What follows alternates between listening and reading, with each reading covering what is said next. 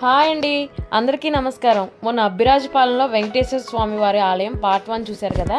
ఇంకా పార్ట్ 2లో అక్కడ కొన్ని ఆలయాలు అయితే ఉన్నాయండి. లోపల ఒక గార్డెన్ లాగా, ఒక బృందావనం లాగా ఉందండి, మినీ బృందావనం లాగా.